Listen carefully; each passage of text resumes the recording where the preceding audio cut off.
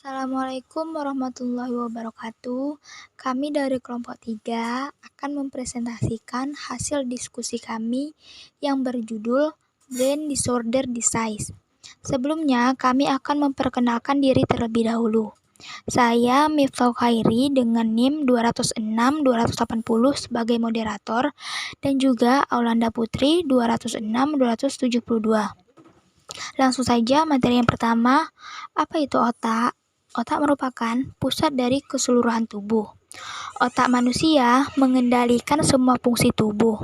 Jika otak sehat, maka akan mendorong kesehatan tubuh serta akan menunjang kesehatan mental. Sebaliknya, jika otak mengalami gangguan, maka kesehatan tubuh dan mental bisa ikut terganggu. Otak mengatur dan mengkoordinasi sebagian besar gerakan, perilaku, dan fungsi tubuh homeostasis, seperti detak jantung, keseimbangan cairan tubuh, dan juga suhu tubuh. Otak manusia bertanggung jawab terhadap pengaturan seluruh badan dan pemikiran manusia. Oleh karena itu, terdapat kaitan erat antara otak dan pemikiran manusia. Pengetahuan mengenai otak mempengaruhi perkembangan psikologi kognitif. Otak juga bertanggung jawab atas fungsi seperti pengenalan, emosi, ingatan, pembelajaran motorik, dan juga segala bentuk pembelajaran lainnya. Kemudian ada perkembangan otak yang sedang tumbuh melalui 3 tahapan. Yang pertama itu otak primitif, di mana mengolah gerakan refleks dan juga memproses informasi yang masuk dari panca indera. Yang kedua itu otak limbik, memproses emosi seperti rasa suka dan tidak suka, bahkan cinta dan benci. Yang ketiga ada otak pikir, tempat bergabungnya pengalaman, ingatan, perasaan, dan juga kemampuan berpikir. Kemudian ada gangguan dan penyakit apa saja yang terjadi pada otak. Yang pertama itu ada penyakit Alzheimer, di mana penyakit ini tidak hanya menyerang memori, tetapi juga afeksi hingga motorik. Penyakit ini membuat seseorang tidak dapat melakukan aktivitas sendiri. Alzheimer juga akan mengenai korteks cerebral, khususnya pada bagian lobus temporal. Bagian ini fungsinya untuk mengatur bahasa dan pemikiran. Gangguan pada lobus temporal menyebabkan kehilangan kemampuan berbahasa. Selanjutnya itu ada disleksia. Disleksia adalah hilangnya kemampuan untuk membaca dan juga menulis. Hilangnya kemampuan ini disebut aleksia untuk kemampuan membaca dan hilangnya kemampuan untuk menulis disebut agrafia. Disleksia merupakan sebuah kondisi ketidakmampuan belajar pada seseorang disebabkan oleh kesulitan dalam melakukan aktivitas membaca dan juga menulis. Gangguan ini bukan bentuk dari ketidakmampuan fisik, seperti masalah penglihatan, tetapi mengarah pada otak yang telah mengolah dan memproses informasi yang sedang dibaca. Selain itu, penderita disleksia akan mengalami gangguan kepercayaan diri. Pemicu disleksia adalah kelainan neurobiologis yang ditandai dengan kesulitan dalam mengenali kata dengan tepat, baik dalam pengejaan dan pengkodean. Nah, selanjutnya itu ada penyakit yang namanya amnesia. Nah, apa sih amnesia itu? Jadi, amnesia itu tuh kehilangan ingatan atau biasa disebut amnesia. Nah, amnesia ini hilang ingatan ya yang sifatnya tuh parah karena ada kerusakan di bagian-bagian penting dalam otak. Yang bagian penting itu tuh sebagai penyimpanan memori, pengolahan, dan juga kemampuan kita dalam mengingat.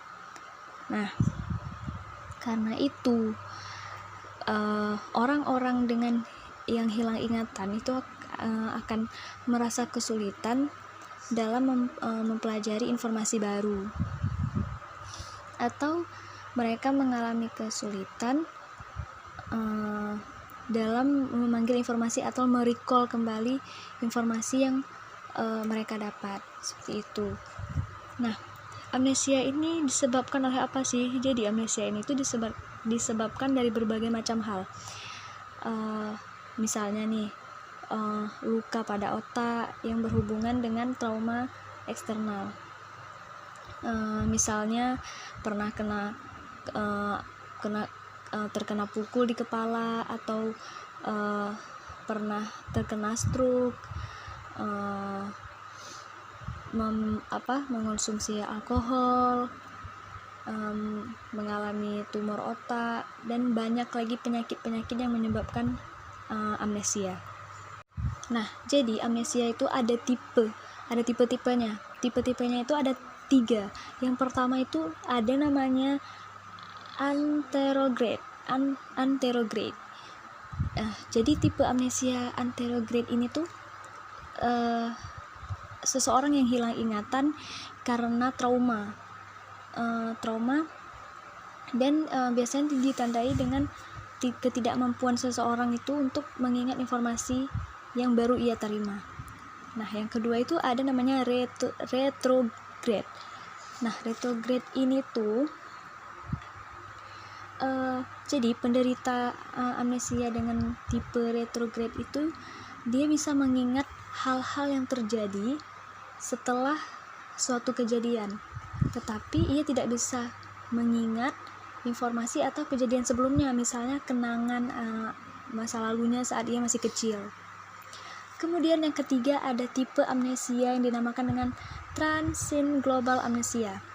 Jadi tipe amnesia itu tuh orang yang mengalami kebingungan atau tiba-tiba dia merasa tidak bisa mengingat secara mendadak. Misalnya tiba-tiba dia melupakan apa yang barusan terjadi, seperti itu.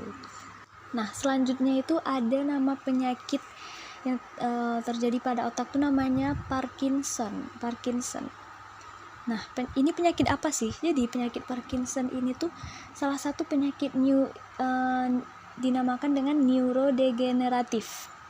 Nah, ini biasanya paling banyak dialami itu oleh orang-orang yang usianya lanjut. Jarang dialami oleh orang-orang yang di bawah umur, seperti itu. Biasanya itu dia pada usia 40 sampai 70 tahun. Nah, orang yang mengalami penyakit Parkinson ini. Jadi Parkinson ini tuh gangguan yang umum berarti termasuk sering ditemukan, dan dia tuh berpotensi untuk menimbulkan kecacatan. Jadi orang yang mengalami Parkinson ini bisa saja mengalami kecacatan pada tubuhnya, pada fisiknya.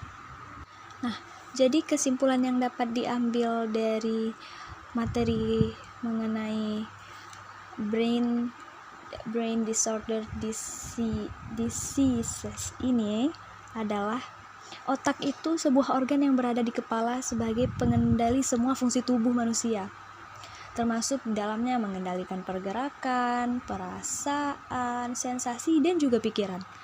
Otak itu bisa membuat manusia berpikir dan memecahkan masalah yang terjadi. Makanya itu kita harus menjaga kesehatan otak kita dengan sangat baik agar fungsi tubuh kita tetap berjalan baik. Karena apa?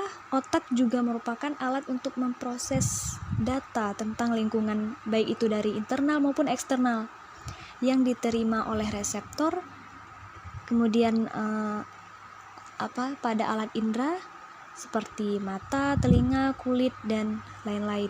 Oleh karena itu kita harus menjaga otak kita dengan baik dengan sering-sering berlatih untuk membaca, berolahraga, istirahat cukup, dan makan makanan yang bergizi.